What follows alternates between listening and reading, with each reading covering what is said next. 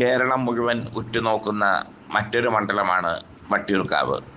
ഒരു മണ്ഡലമായ നേമത്തെക്കുറിച്ച് ഇന്നലെ ഞങ്ങൾ പറഞ്ഞിരുന്നു. നേമത്തിന് തുല്യം തന്നെയാണ് വട്ടിയൂർക്കാവ്.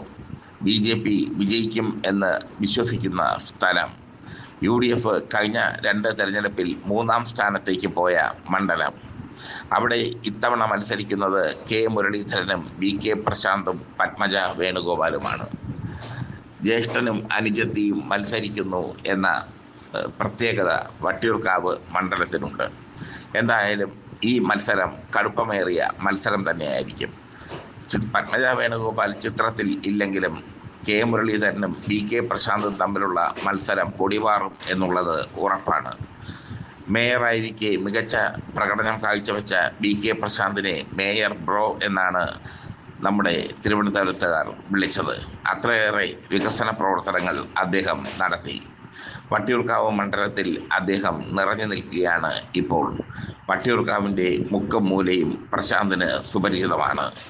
ആ പ്രശാന്തിനെയാണ് K മുരളീധരന് നേരിടേണ്ടത്. ആദ്യഘട്ടത്തിൽ വട്ടിയൂർക്കാവ് വിട്ട് മുരളീധരൻ ഗുരുവായൂരിൽ മത്സരിക്കും എന്നൊക്കെ വാർത്ത വന്നെങ്കിലും അവസാന ഘട്ടത്തിൽ മുരളീധരൻ വട്ടിയൂർക്കാവ് തന്നെ തിരഞ്ഞെടുക്കുകയായിരുന്നു. വട്ടിയൂർക്കാവ് തിരഞ്ഞെടുത്ത് മുരളീധരൻ പ്രചരണം ആരംഭിച്ചിരിക്കുന്നു. ഈ സാഹചര്യത്തിൽ മത്സരം കടുക്കും എന്നുള്ളത് ഉറപ്പാണ്. മത്സരം തീവാറും എന്നുള്ളത് ഉറപ്പാണ്. K മുരളീധരൻ ഔദ്യോഗികമായല്ലെങ്കിലും വട്ടിയൂർക്കാവിൽ പ്രചരണം തുടങ്ങിയിരിക്കുന്നു. K മുരളീധരന് കൂട്ടായി NSS ഉണ്ട്. NSS വോട്ടുകൾ കഴിഞ്ഞ തവണ പ്രശാന്തിനാണ് ലഭിച്ചത്. കഴിഞ്ഞ 2 തവണയായി. പക്ഷേ ഇത്തവണ K മുരളീധരൻ നിൽക്കുമ്പോൾ NSS വോട്ടുകൾ മുരളീധരന് ലഭിക്കാനുള്ള സാധ്യത വളരെ കൂടുതലാണ്. നിഷ്പക്ഷ വോട്ടുകളിലാണ് പ്രശാന്തിൻ്റെ കണ്ണ്. പ്രശാന്ത് നോക്കുന്നത് നിഷ്പക്ഷ വോട്ടുകളാണ് പ്രശാന്തിൻ്റെ ശക്തി.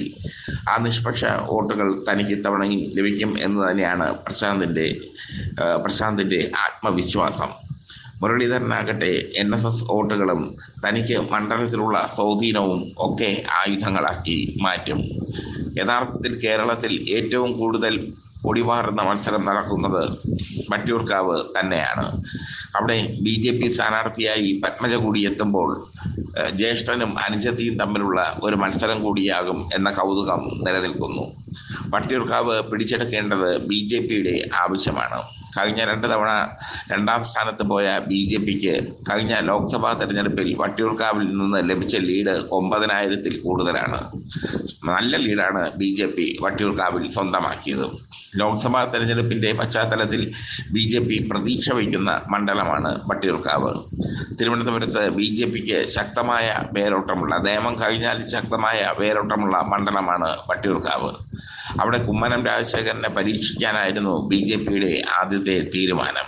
പിന്നീട് അത് മാറി പത്മജ വേണുഗോപാലിൽ എത്തിച്ചേർന്നു. പത്മജയ്ക്ക് എവിടെയെങ്കിലും ഒരു സീറ്റ് വേണ്ടേ? സീറ്റില്ലെങ്കിൽ പത്മജ എങ്ങനെ നിലനിൽക്കും? ഈ കാരണങ്ങളാണ് പത്മജയ്ക്ക് സീറ്റ് കൊടുക്കാൻ BJPക്ക് കാരണമായി മാറിയത്. എന്തായാലും വട്ടിയൂർക്കാവിൽ മുരളീധരൻ പ്രാഥമിക പ്രചരണങ്ങൾ ആരംഭിച്ചു കഴിഞ്ഞു. വട്ടിയൂർക്കാവ് മണ്ഡലം അദ്ദേഹത്തിന് സുപരിചിതമാണ്. അദ്ദേഹം ഏറെക്കാലം MLA ആയിരുന്ന മണ്ഡലം കൂടിയാണ്. അതുകൊണ്ട് തന്നെ മുരളീധരന് വട്ടിയൂർക്കാവ് മണ്ഡലം സുപരിചിതമാണ്. വട്ടിയൂർക്കാവ് മണ്ഡലത്തിലെ ജനങ്ങൾ ജനങ്ങൾക്ക് മുരളീധരനെ ഇഷ്ടമാണ്. കാരണം MLA ആയിരുന്നപ്പോൾ ജനകീയ MLA ആയിരുന്നു മുരളീധരൻ.